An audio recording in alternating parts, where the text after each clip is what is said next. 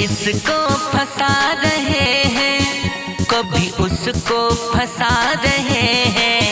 कातिल है वो दिलों का, कत्ल करते ही जा रहे हैं। बेवफा सनम है, प्यार का व्यापार चला रहे हैं। बेवफा सनम है, प्यार का व्यापार चला रहे हैं। बेवफा सनम वो प्यार का व्यापार चला रहे हैं।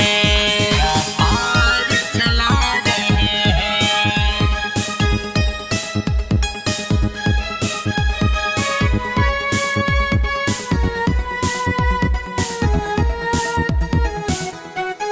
बेवफा सनम वो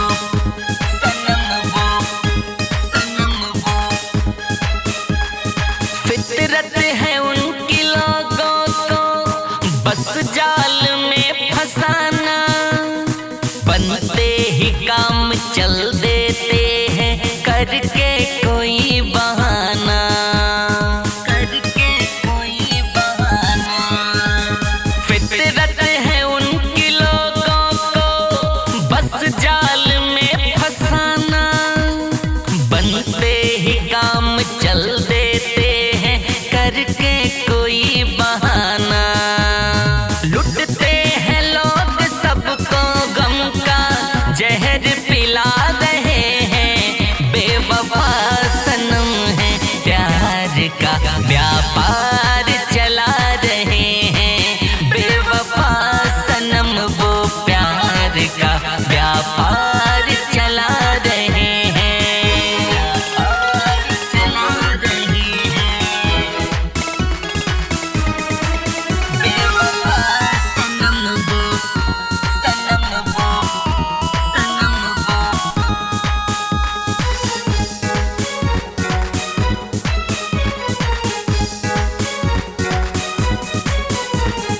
चेहरे की जब चमक जाएगी फिर किसको वो फंसाएंगे।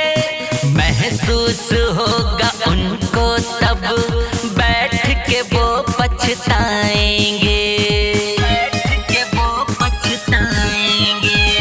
चेहरे की जब चमक जाएगी फिर किसको वो फंसाएंगे।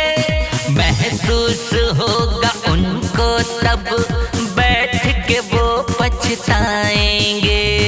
दंगल गणेश मोहित को वो जो ठुकरा रहे हैं। बेवफा सनम है, प्यार का व्यापार चला रहे हैं। बेवफा सनम वो प्यार का व्यापार चला रहे हैं। कभी इसको फंसा रहे हैं, कभी उसको फंसा रहे हैं। कातिल है वो दिलों का, कत्ल करते ही जा रहे हैं। बेवफा सनम है, प्यार का व्यापार चला रहे हैं। बेवफा सनम है, प्यार का व्यापार